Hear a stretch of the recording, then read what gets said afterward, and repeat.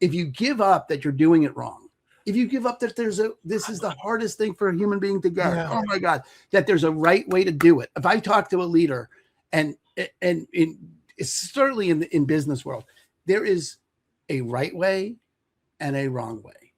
Except in life, there isn't a right way and a wrong way. There's the way you do it.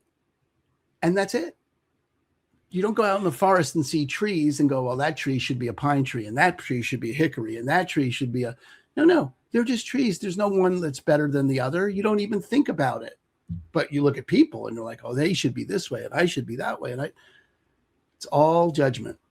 And it takes a little bit to break the back of that.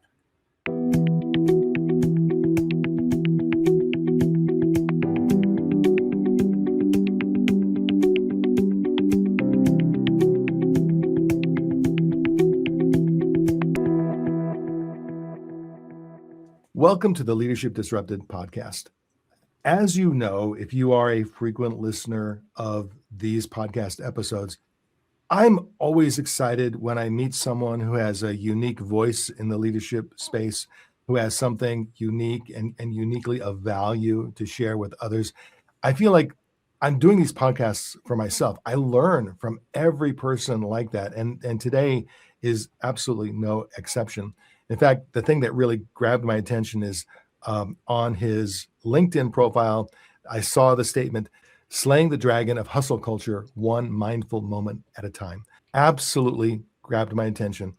And Aaron Hendon has been combining for over 30 years his approach to transformational leadership, mindfulness instruction, and he has a proven track record as a real estate broker. And as you know, again, if you've been listening to these episodes, I love a real world worker, someone who has earned their point of view regarding leadership, as opposed to, not that I'm opposed to people who pontificate for a living or people who consult for a living. I have lots of friends who are trainers, speakers, consultants, love those people. But I particularly appreciate somebody who has lived a life of work, and they have that experience, they have that point of view that they bring to their perspective on leadership development. Aaron offers outside the box training that combines practical strategies and ontological conversations that make a lasting change. That word ontological, we're going to explore that with Aaron. I just saw it on his LinkedIn page, so I copied it and I decided I was going to use it. I think I know what it means. I'm not so sure though. So Aaron, first of all, welcome to Leadership Disrupted. Love to have you here. I'm really excited about this conversation that we're going to have. Could you fill in maybe the gaps? Give us a little bit about your background, and Sure. Also, for my own edification, what's the correct definition of ontological? Sure. Well, let me just start with that because it's already in the space to address and everyone's going to word about it. Ontology is the study of being. Okay. Now, we say that, but human beings are terrible human beings. We're human beings. But if you ask a little kid, what do they want to be when they grow up? The typical answer is what? Astronaut. Yeah. Like an astronaut's a way of being. No, an astronaut's a job. It's a career. That's not a way of being. Mm-hmm. They don't say, I want to be fulfilled. They don't say, I want to be satisfied. Or I want to be a good person. No. They don't. Being a good person is all that is ways of being. They don't, but we substitute acting for being all the time. So there's very little, especially in hustle culture, there's almost no calling, no demand that we slow down and look, who are you being in this interaction? Are you being defensive? Because that's going to give one entirely different outcome than if you're being open. But we don't have any real tools to do that. So ontology is, if you ask, what's a human being? What does it mean to be human? And you ask that question from a biological frame, you get one answer. If you ask it from a psychological frame, you get a totally different answer. Mm-hmm. Psychology and biology are different sciences. If you ask the question from an ontological standpoint, you'd get a different answer. All completely valid. I don't want my surgeon having a degree in psychology. right? There's a utility to each individual cut at what it means to be human. And ontology is the study of being.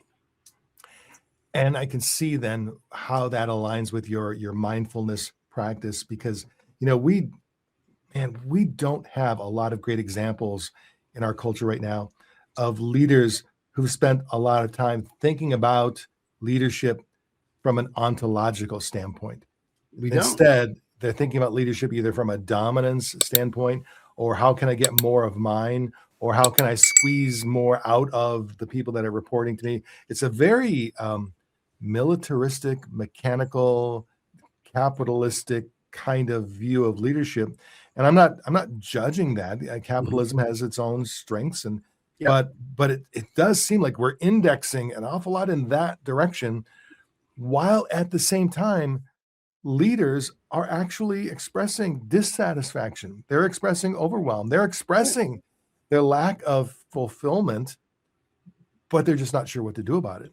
Right. I mean, no one has, on one hand, it's an unbelievably short-sighted kind of life that we live inside this thing that we're generally calling hustle culture, but you could define it, you could label it lots of different ways. Because no one gets on their deathbed, Dan, you know this, no one, and people logically understand this. And this is where the disconnect comes from, because no one gets on their deathbed and thinks, I went to too many soccer games of my kids. I can't believe I saw all those little league games. No one's ever said that on their deathbed. I saw too many of my kids' games. And no one gets on their deathbed and goes, I can't believe I didn't close that deal.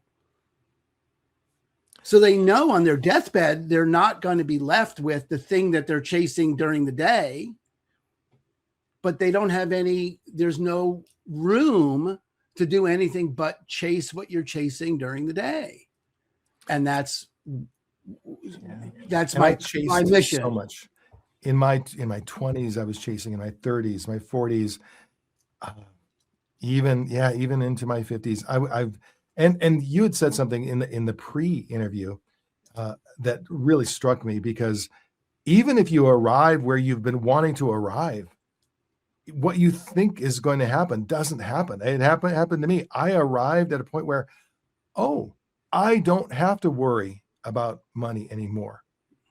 It changed almost nothing. I still, number one, my mind started to shift toward worrying about the next million, not the last million, or losing bits and pieces or other things. Your worry mechanism shifts. And I can't tell you the number of times either my wife or someone else has said, just, shut down your mind for a while, just slow down for a bit. And so I'm having this conversation as much for me as for anybody else, because I have not been successful in shutting that mechanical part of my brain down.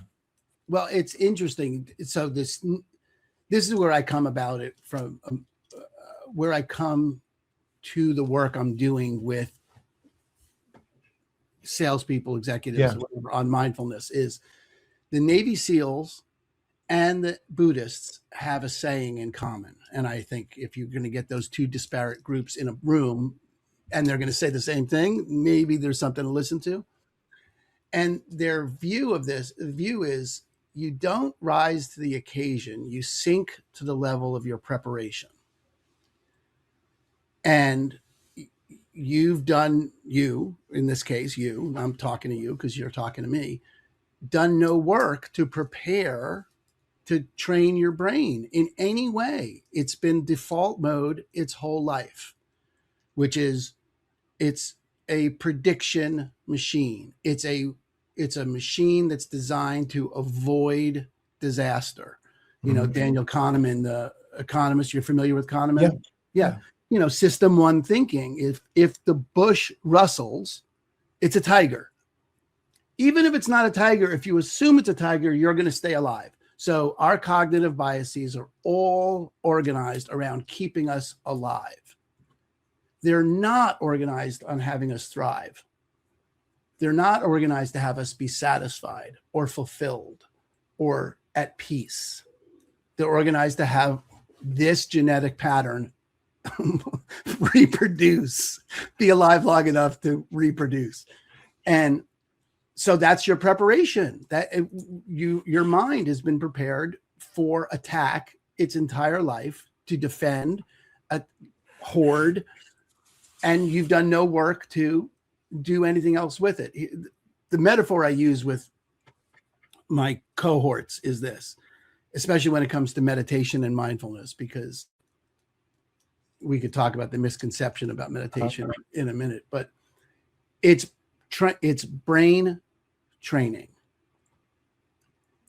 It's brain, and this is not, I know we're talking, I introduced Buddhism before I introduced neuroscience, but that's only because neuroscience is just now catching up.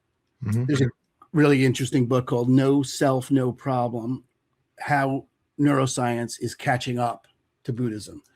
And where it's brain training, and it's brain training in this way. If you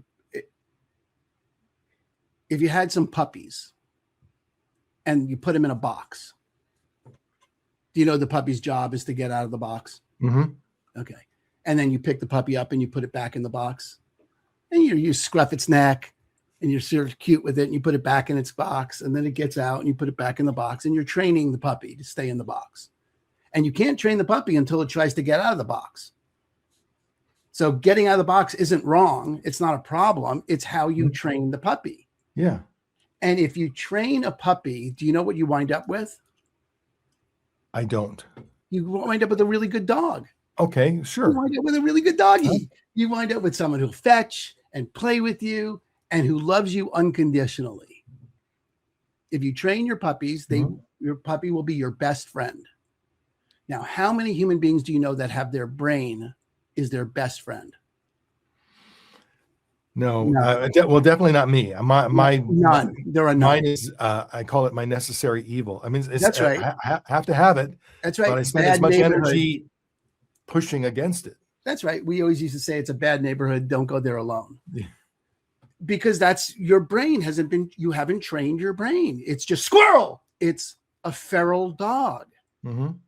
So training your brain, raising the floor, you're preparing your brain so that sports metaphors are great. You like sports metaphors? I love it. Yeah. Okay. If they're on point. Okay. Sure. So the 3-point shot to end the game, Steph Curry, clutch. It's not so much that he's clutch. It's not that he operates better under pressure. No one operates better when they're frantic, chaotic, and things are falling apart. People operate better than the other people around them because they prepared. Steph Curry has taken that shot so many times, his practice. Kobe practiced more than any human being, so that when things went to shit, they could still perform. They raised the floor of their preparation. That's what you're doing when you meditate and you practice sitting and you practice operating mindfully in life. You're training your brain so that when things get crazy, you're still present. You can still be with your family. You can still be available to the things that matter. And that's why I've become something of a meditation evangelist. Part of what grabbed my attention regarding you, I was on a flight recently, a couple of weeks ago, and I don't really know what happened, but there was a moment on the flight where I suddenly felt very much at peace. I don't know why, but I said to I was flying to Phoenix, and I was going to deliver a presentation and then fly back the next day. But I had this moment of clarity, and I literally said to myself, figure this out, figure this thing out. And I held on to it for maybe 20 minutes, and it was just clarity and peace. And then it faded. Yeah. And I had the hardest time getting it back. And so if to some degree there is a mechanical way or a way to consistently access that's you've got me. I mean, you've got me at that. the exception proves the rule. That moment of clarity shows up like a moment of clarity versus something you have some say about. And, it just has to descend upon you from time to time, right? Sunset, you hold your newborn, you close a big deal. You don't need a lot of training to be satisfied and fulfilled when you're getting off your plane at your honeymoon. You don't need anything for that. But who are you going to be when the deal falls apart? Who are you going to be when you get that text? Who are you going to be in those occasions? The thing that really solidified this for me was there was a moment when I was sharing in the green room. I'll go back a little bit about this. I was trying to train my sales team to be more effective. And the only thing I could find to have them be more effective was for them to dial more. And I just wasn't, that's like not interesting to me. I'm not going to train people to just dial more. So I, through a various series of things that I could go back into, but I found mindfulness reinvigorated my meditation practice and decided to get trained as a mindfulness instructor because I thought this is something no one's doing. No one's training. Every sales trainer in the world says mindset matters, but very few of them say, take these specific actions, follow this protocol, and you'll have a good mindset. They just assume you're going to figure it out. Well, for most of the sales trainers, they'll say mindset matters, and then that's followed by a couple of fist pumps or a couple of mindset matters, go, and push, do. It's all motivation, and it's as if this hustle culture or whatever you want to call it is so deeply embedded in our psyche, and then we wonder why so many people have high blood pressure. So many people feel this cognitive overload of now I say those words even in this moment. I'm trying hard to be mindful in this moment and not think about this and this and this, and it's hard. It is really hard. I'm solving problems even while we're talking. I've got my to-do list that in fact, I should just put this away and not have this to-do list in front of me. That'd be good. How do you help? Because I can see the value of it, but you talked about Kahneman's book, Thinking Fast and Slow. Yep. Nobody talks about selling fast and slow. Take a deep breath and think more deeply, sell more deeply, be more in tune with yourself and your customers to sell more, better. Instead, I just had a potential client this morning, and I asked him, so he was looking for leadership development programs, and I said, what's your ultimate goal? When all is said and done, what's your uber objective to this?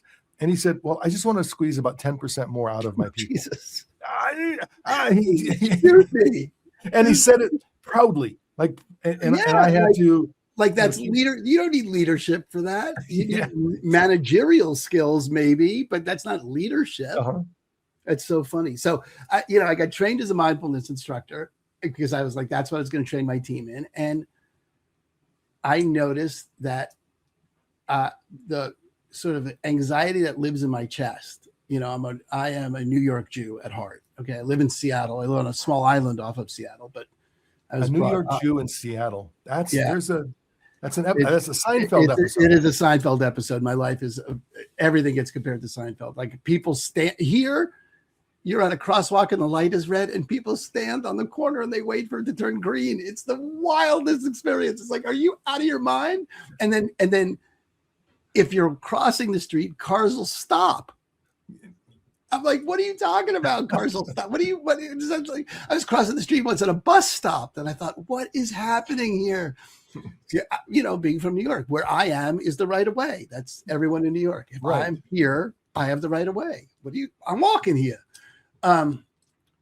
So I noticed that the Jaws music stopped and just as an example, Dan, a real world, like no shit example, that was 2023.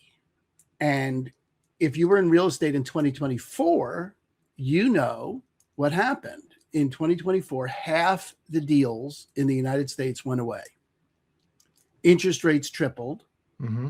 They went from 3 to 9. From 3-ish to about 6-ish. Yes. Yeah. Well, 6 would be good. They went to like 8, 9-ish. Oh man. Okay. For 2024, they're just now getting down to 6-ish, and we'll see what happens now. But half the deals disappeared. There was just people stopped selling. All completely reasonable actions, but all very easy to see was going to happen, and that it would take years to unwind. It would have to be an unwinding process. Interest rates are never going back to 3%. Let's hope, because it would need to be another pandemic style tragedy that would have to happen to get that to happen. And that, forget about the economic implications, but half the deals went away. And I still wasn't worried. I was like, this is amazing. Preparation. I was like, oh, and I don't see, I'm afraid if I say like what I was thinking, people will think, oh, well, that's what I have to say to myself. No, you need to sit for 10 minutes a day. And this is neuroscience. This is not me saying this. This is 70 years, over 3,000 studies, Mayo Clinic, Harvard, MIT, brain scanning and sociological experimentation, evidence that shows 10 minutes a day changes your brain, physically changes your brain. No one doubts that lifting weights changes your body. No one's like, well, it's not woo-woo to think lifting those heavy iron circles is going to change my body, right? Right. 10 minutes a day shrinks your amygdala, your fight, flight, or freeze, easy for me to say, and grows your prefrontal cortex, your rational, reasonable thinking. So you become more reasonable and less reactive. Physically walk me through the mechanics of that. Like, what do you do in that 10 minutes? Okay. So first of all, the myth of meditation. I'm going to clear my mind. My mind wanders too much. I can't meditate. Hear it all the time. No, that's all you're doing in that 10 minutes is watching your breath. There's a lot of different meditations you can do. And when I train people to meditate, I have 9 different meditations, and there's millions of different meditations, but let's just do breath awareness. You're just watching your breath. Now, here's what's going to happen. You're not going to empty your mind. No human being empties their mind. That's not, the Dalai Lama does not empty their mind. It is not a thing, emptying the mind. That's not a thing. You watch your breath. And so you just notice what it feels like to breathe. And then you'll be making a list. And then you come back. You put the puppy back in the box, back to the breath. And you'll come in and you go out. And then the mind will wander. And the mind wandering is the good news, because all of a sudden your mind's not wandering. You're noticing the mind wandering. And now there's a you and there's your mind. Mm-hmm. Until that moment, you are what you think. You are worried. And the moment you notice worry, there's a you and there's worry. Oh, look, I have a concern. There's a me and I'm here and there's a concern. Okay. Oh, there's me here and there's anger. Okay. That's right. I have that anger about that situation. But there's a you. The metaphor Dan Harris uses is really good. It's you're stepping behind the waterfall. So the thoughts keep coming and you get to watch them. But the way it looks is one breath, mind wander, another breath, mind wander. And the mind may wander for like another 3 minutes or 4 minutes before you catch it. That's okay. That's okay. But you caught it and you bring it back. And you do that for 10 minutes a day. And you change your brain in less than 8 weeks. Less than 8 weeks of 10 minutes a day. And you know, the Buddhists have this saying, everyone should meditate 20 minutes a day. And if you don't have time, you should do an hour.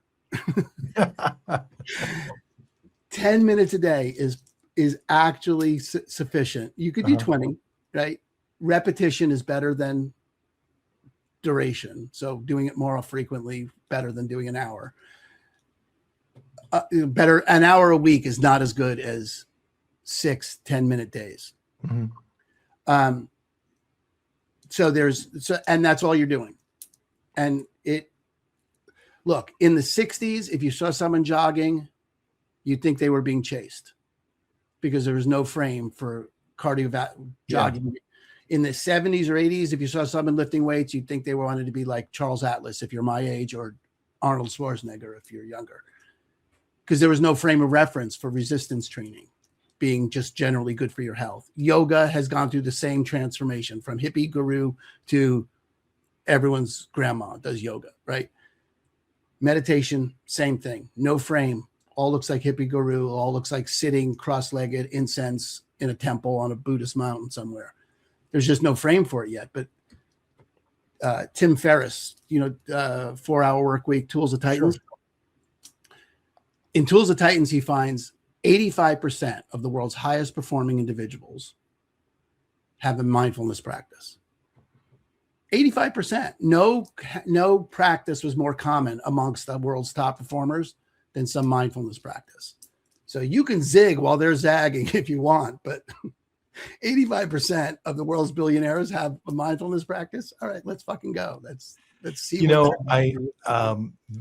This resonates so much because, like you and I were talking earlier, most of my conversations with leaders during the day are leaders who have problems that need to be solved, or problems with their people that need to be solved. And we spend a lot of time talking about training solutions.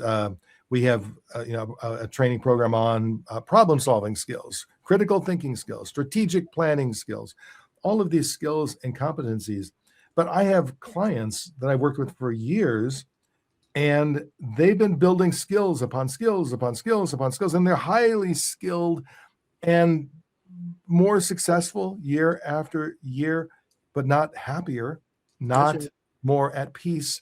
And there does come a point where you can't skill up any further. You can't do any more.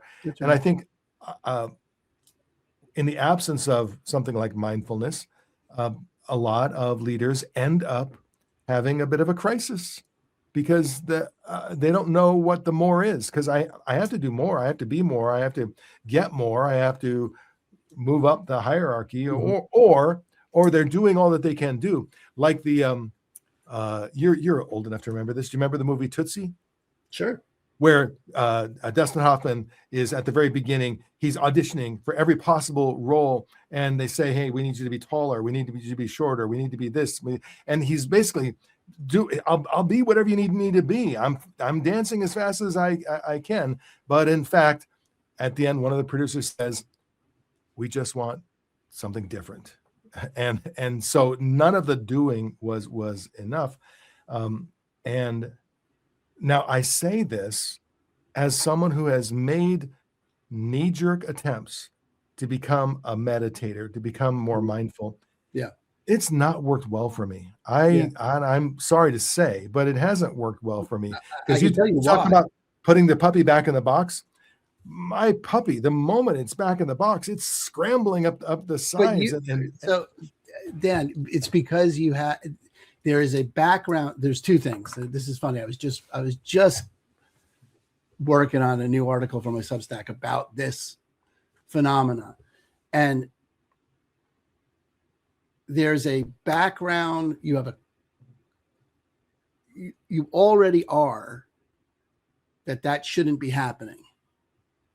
Like if meditation was working, that wouldn't be happening.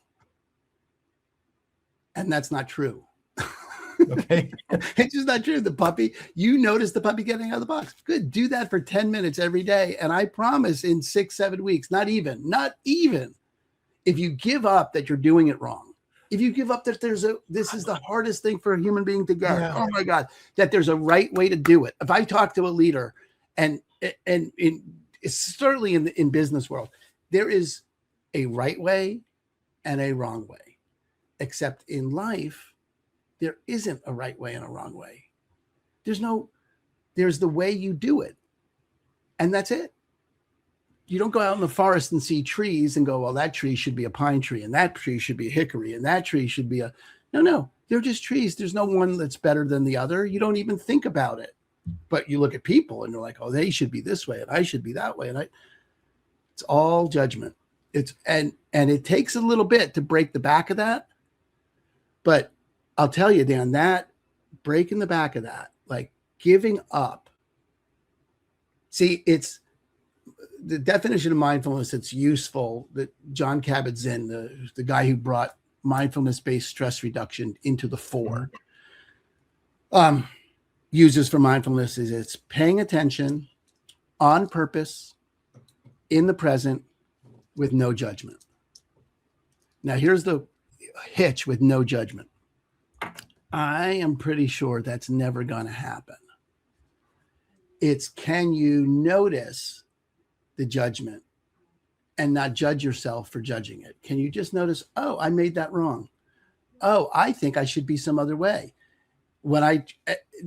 It's very difficult in my experience, especially for very high achievers, to teach themselves to meditate. They get the app, they read the book. I realize now what I've been doing is I've been shouting at my puppy. Yes.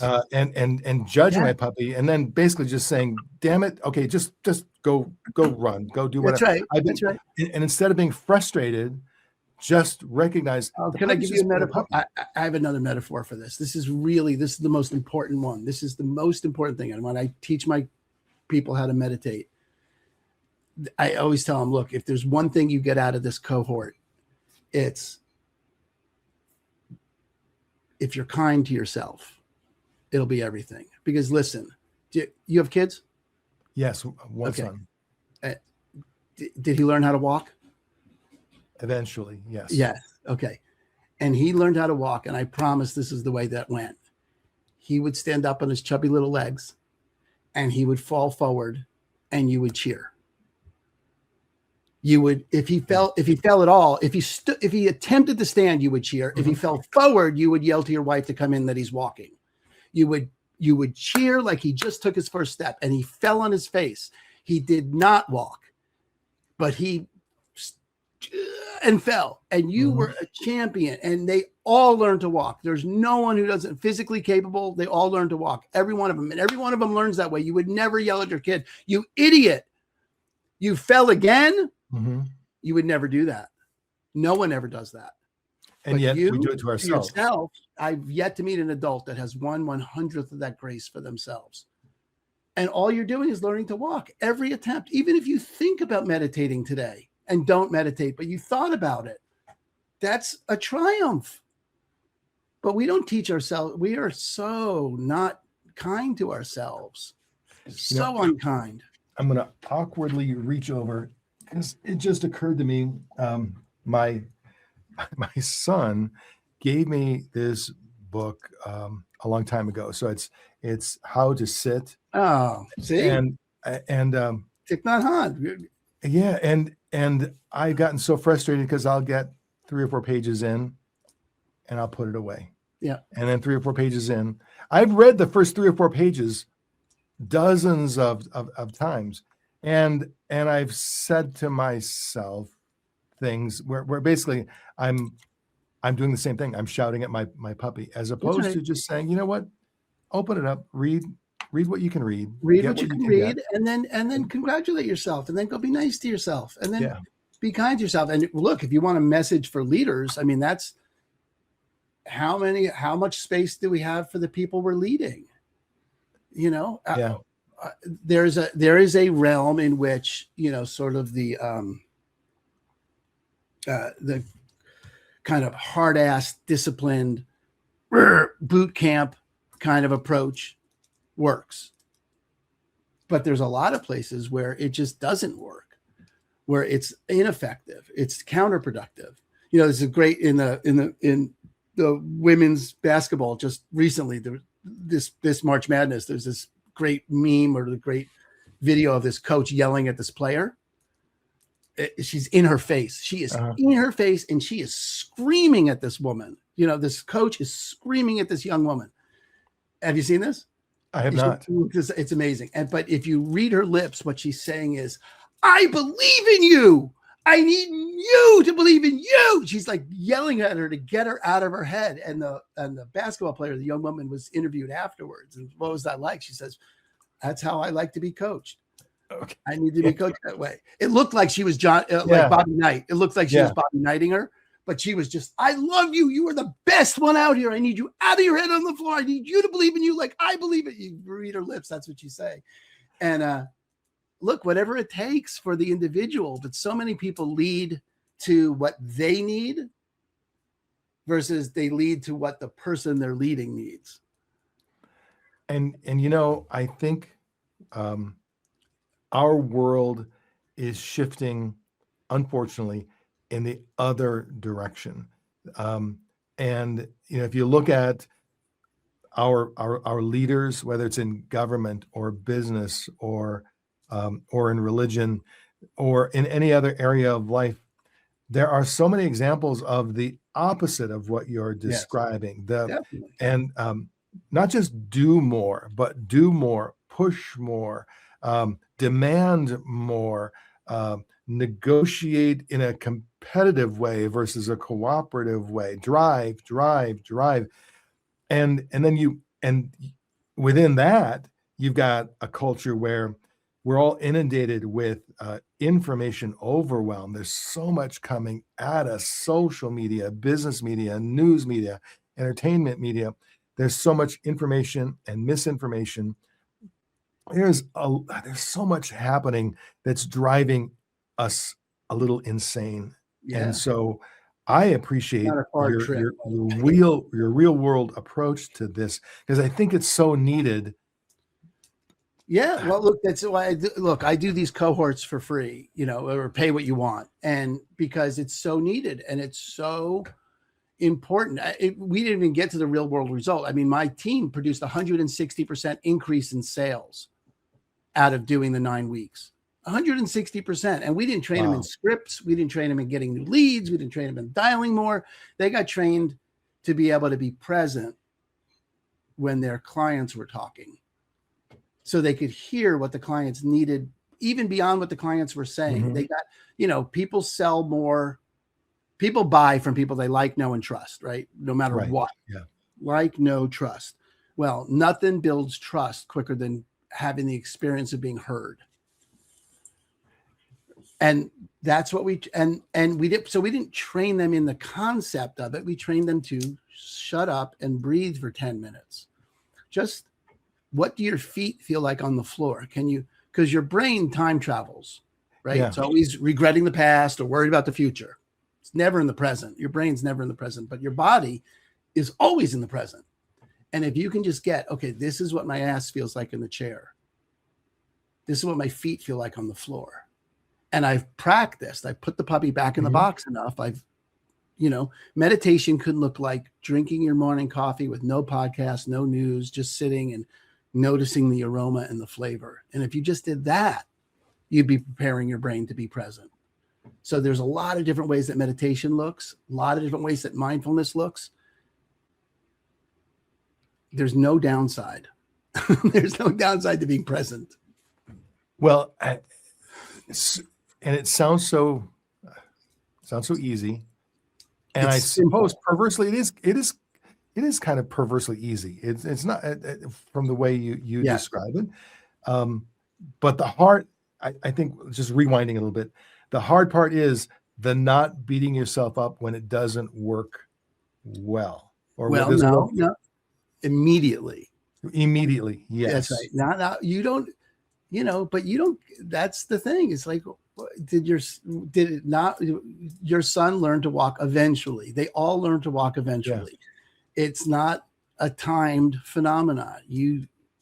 That's hustle culture, putting on that layer. No. They're not, it looks just the way it looks right now. It looks this way. And the moment you get it looks this way and it doesn't look any other way and it just looks this way. How does it look? It looks this way. It looks the way it looks. Oh, now I'm present to it. Now, what do I want to do about that? Am I satisfied with the way it looks? No, I'm not satisfied with the way it looks. I'm not satisfied with the number of sales my team made. I'm not satisfied with that. All right, so what am I going to do about that? It's not wrong. I don't yell at the, you don't yell at the scoreboard. Scoreboard's never wrong. It's not the wrong score. It's the score. Okay, what are we going to do about that? What actions do we take? I'm going to tie this to a more traditional corporate context. We talk about engaging employees, and employees are more disengaged than ever. In fact, most of the research tells us employees bring less than 50% of their real selves to the workplace.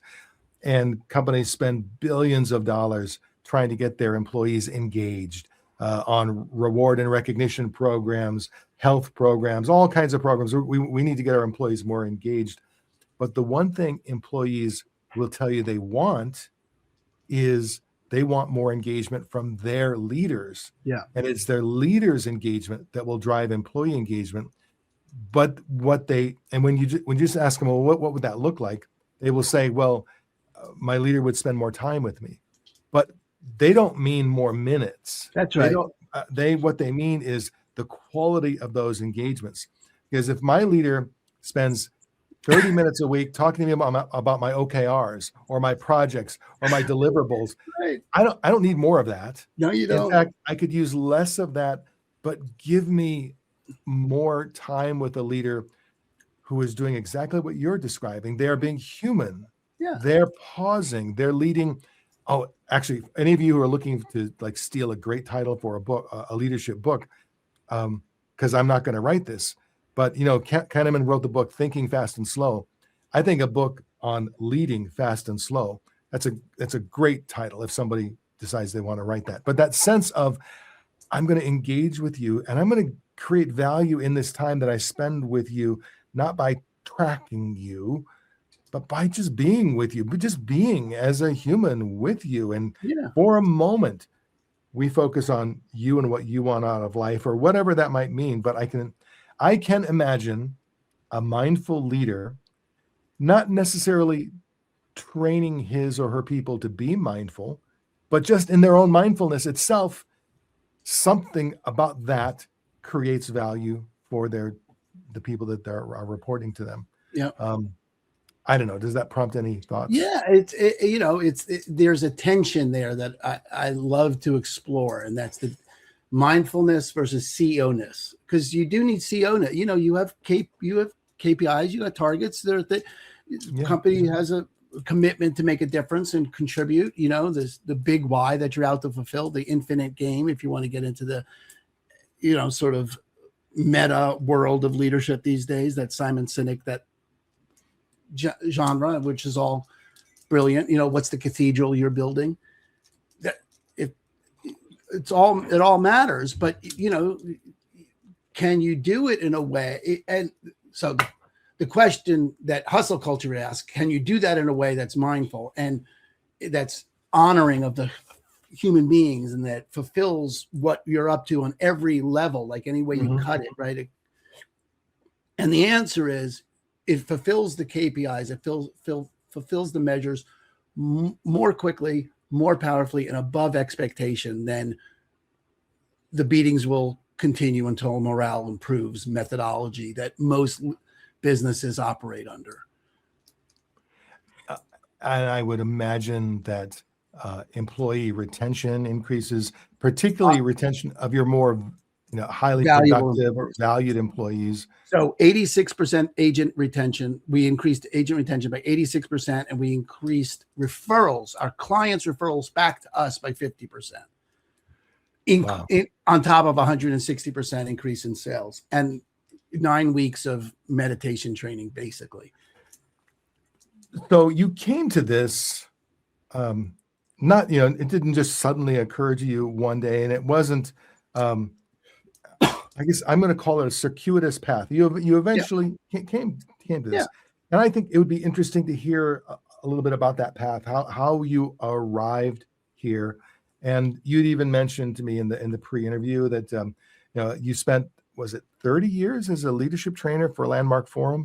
I still lead the program. So that whole background, I think, informs this journey. Completely. What can you tell us about that? Well, I first did the forum in 1994. I owned my own business. So I had a bakery in Albuquerque, New Mexico, and I hired a business coach, and he recommended that I do this thing called the Landmark Forum. And I was like, well, it's cheaper than what I'm paying you. So sure. Can I interrupt you? Yeah. So I want to interrupt you only because my entire worldview of Albuquerque comes from Breaking Bad. Oh, so good. What else should I know?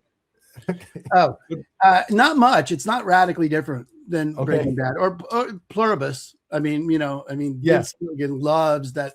It's Pluribus is sort of the ethereal version of Albuquerque. And Breaking Bad is the nitty gritty side of Albuquerque. Albuquerque is really not radically different than Breaking Bad. I know those locations. Okay. I know the doghouse. I've been to that hotel. I've actually driven by that house. It's, Albuquerque is not much to look at. Okay. Sorry, I interrupted your flow. No problem. I get it. I was out before Breaking Bad got in.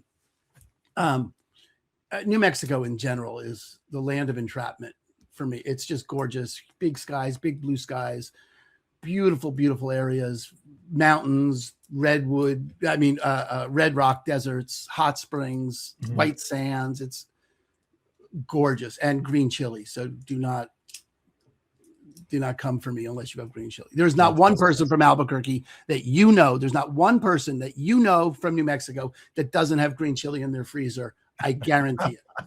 Not one. Okay. So there's that. Okay. So anyway, so I have a bakery, and I hired a business coach, and he recommends that I do this thing called the Landmark Forum. I was like, all right, fine. I'll do this thing called the Landmark Forum. It's a weekend. I've spent the weekend, my relationship to it was I've spent that much money on a weekend, and the purpose of the weekend was to not remember the weekend. So yeah, what's the worst thing that could happen here? And quite frankly, the weekend blew my mind. I have never been in a conversation that was more respectful to who I was as a human being, to what was possible for me as a human being, that wasn't going to put up with my bullshit about my limitations. The sort of a fundamental understanding of there is you get to keep whatever limitations you argue for. You want to argue for that, you get to keep it, knock yourself out. But that's not what's possible for being human. And it's an ontological look at what it means to be human. It's experiential. It'd be no way for me to communicate what it is in a podcast, but it blew my mind. It was the most revelatory weekend of my life. I'd never seen anything like it. And, I got two main results out of it. One is my employees stopped quitting after I did it. I thought that was great because I stopped listening to them like they were slackers. Mm-hmm. I changed how I was about them, who I was being, that they were shifted, and they stopped quitting. I was like, that's amazing. Right. And in restaurant, 100% employee turnover is not unusual, to turn over the staff in a year. And it dropped to under 50%. It was radical. And then I used to have this, I was 32 when I did it, and I was a serial monogamist, right? I wouldn't want to belong to a club that would have someone like me for a member. And I did the forum, and 4 months later, I met the woman I was going to marry. And I've been married for 28 years now. And she's the best thing that ever happened to me. And I can guarantee you, as sure as I'm sitting here, that I would have messed that relationship up 16 different ways. So I was like, okay, whatever this is, I don't really know what it is. I just did it. I was like, this is good. People should do this. That was the original, I'm like mindfulness. Well, I've been like that for everything I love. I'm a deadhead, and everyone should like the Grateful Dead. And if you just listen to this one Frank Zappa solo, you'll like Frank Zappa. If I dig it, you're going to know about it. And so I started getting involved with Landmark. I was like, okay, well, what would it take to lead these kind of conversations? After 30 years of doing this, since 1995, so 31 years, I've yet to meet the human being. And I ask all the time when I lead these programs, how many of you want your life to make a difference for someone else? I've yet to meet the human being that says no to that. Everyone wants their life to make a difference. I was like, well, this makes a difference. Let me learn how to do this. So I did. I got myself trained to lead programs for them. And so at one point I sold my bakery and I went to work with Landmark, and I worked for them for 10 years. And, but through that entire thing, I've maintained leading programs, and I still lead the leadership training program for them.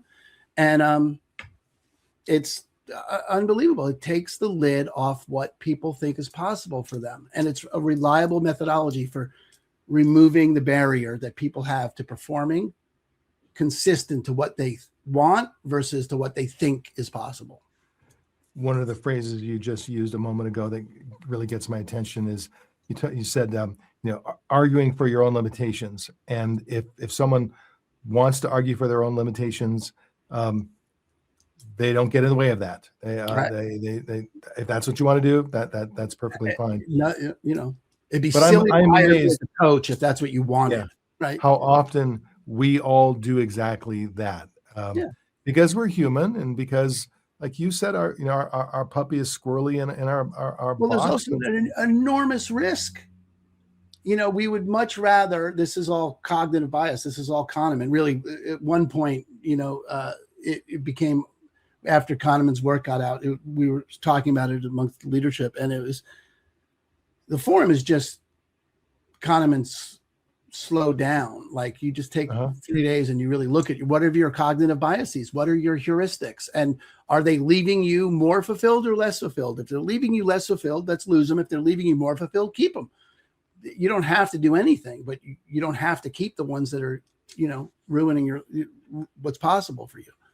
And not that I'm a conspiracy theorist, but as we talk about slowing down and thinking about your thinking and being more mindful, I think it's true that there are lots of forces and people in this world who don't want you to do that. They don't want you to slow down. They want you to consume. They don't want you to slow down. They want you to decide. They want, and their success depends upon you just keep revving your engine, faster. Well, how much money does Amazon spend on developers to determine the color yellow that the checkout button needs to be to generate the most sales? Infinite number of testing dollars to the tone of the beep on your phone to grab your attention. It is all designed to have you not be present, to just operate.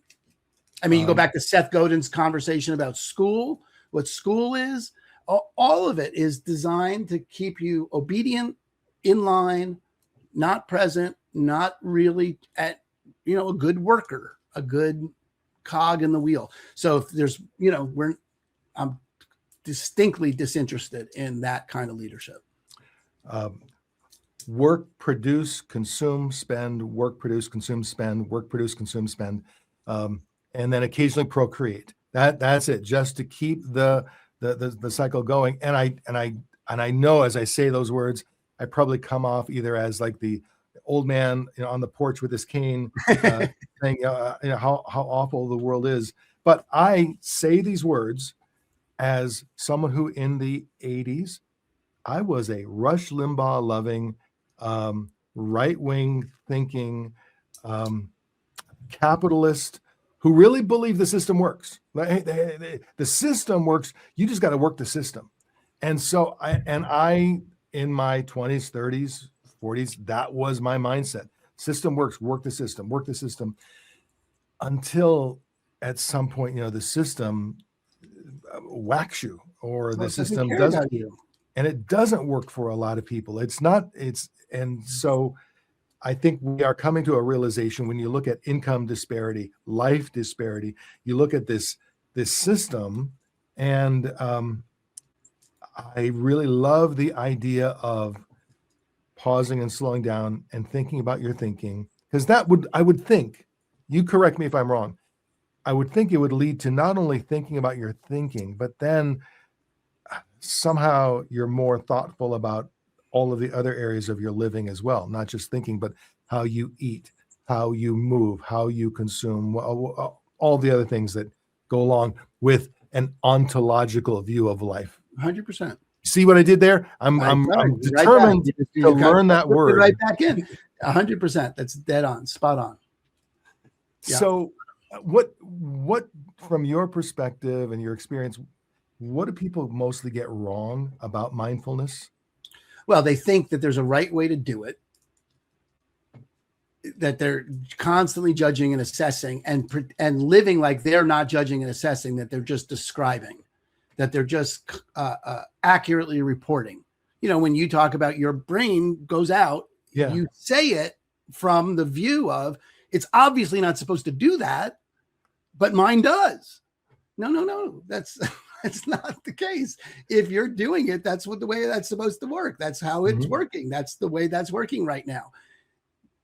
Nothing happens until you accept that that's how that is. So so people they have an image of meditation and mindfulness that it's a guru, mountaintop, cross-legged, incense kind of thing where your mind is clear and your goal is to ascend. Okay, maybe, but that is one way to do it. You know, I've done 10-day silent meditation retreats where we meditated 10 hours a day and it looked exactly like that. So that is a way to do it. It's not the way to do it. It's a way to do it. Another way to do it is, like I said, you're sitting at your counter in the morning and it's quiet and you're noticing the warmth of the cup in your hand and the steam off it hitting the light that comes in through the window.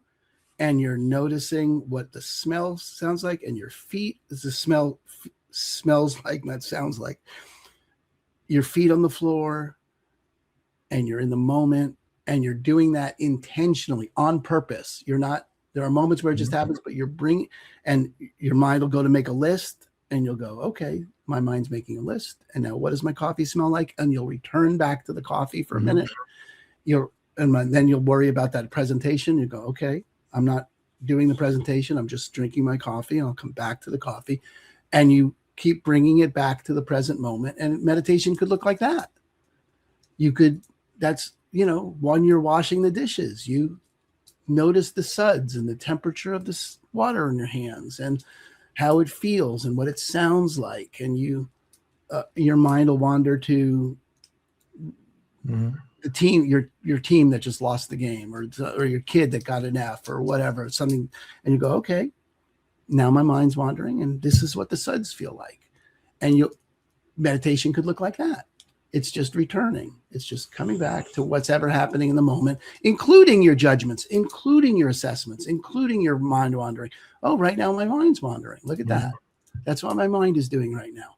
And you're just out to get that. So you asked me about the misconception. That's the misconception. That I appreciate that. And what I'm also picking up is the consistency of kindness toward yourself. That's so important. You're nothing not more important. Judging how well you're doing the thing. You're just doing the thing, recognizing when. Yeah. And if you are judging it, you're not judging yourself for judging it. You're just noticing that you're judging it. Because there's almost no chance that you're not going to judge it. Let's just say there's no chance. If you start to judge it, you just notice you're judging it. Look at that. I'm a simple guy, so the puppy in the box, that's I can't tell you how much that's working. It works for so many people. And that's why I get a meditation teacher. There's every city in the world has free meditation classes. That's why I do mine for free. It's free because you need someone to remind you of that in the beginning. You need someone because you'll forget that. You'll try and do it on your own. And it's rare that the apps work independently without some sort of runway, some sort of traction you've already gotten with a teacher. Well, Aaron, what I'm going to do is make sure that in the show notes that we have a link, and I'll circle back with you after this so you can provide me with all that information. But we'll make sure we have links for anyone who wants to connect with you and wants to participate in any of those kinds of sessions. I also know you've got a book coming out in the not too distant future. Yeah. So the book is actually the manual for the course that I wrote, that I teach. It's called How to Live a Grateful Life in a Fucked Up World. And it's a 9-week path, 9-week process of different meditations and different conversations that will give you enough traction. Right now, for most people listening, I would suggest, even Dan, for you, mindfulness or meditation lives like flossing. Good idea. Yeah. I'd like to, and maybe I'll do it right before I go to the dentist, but I'm not going to every day. It's a little excessive. But brushing your teeth, You don't skip brushing your teeth. That's true. You just don't leave the house without brushing your teeth. I'm out to move meditation from flossing to brushing your teeth. It's not a good idea. It's something you wouldn't miss. And it's 10 minutes. And there's no way people don't spend 10 minutes on Instagram. No way do you not spend 10 minutes doing some bullshit. You could do it anywhere. 10 minutes a day, you totally have 10 minutes. There's no chance you could. And if you're going to argue with me that I don't have 10 minutes, you get to live that life.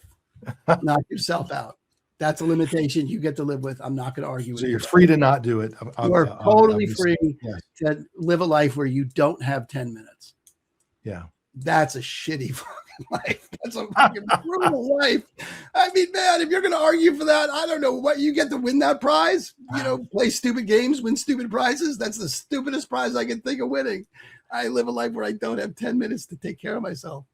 Man, almost every really important life practice, there's a knee-jerk reaction to say, I don't have the time. Totally. I don't have the money. Or there's some other reason that I can't. 100%. There's never been anything my wife asked me to do that I said, oh, I have time for that. Never one.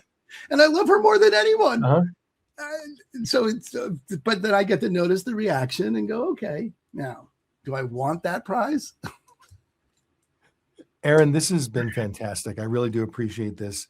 And again, we'll make sure there's a link to, or is there currently a link where people can order or pre-order? Yeah, well, no, but they can go to my website and there's links to everything. And when the book's out, it'll be there. It's aaronhendon.com. It just couldn't be easier. So I just want to make sure that we give as many people as possible at least an opportunity to meet you virtually and all my contact information is there. So I'm all over social media. I'm on LinkedIn, but the best way to get me would be to go to aaronhendon.com and everything's there. And you're no longer in New Mexico. You're in Seattle now. So on the East Coast, I'm sorry, the West Coast. So thank you very much. We'll talk again, I'm sure, at some point. I'm sure. Not too distant future. So a real pleasure. It's been a delight. Really. It's just a great conversation. Thank you.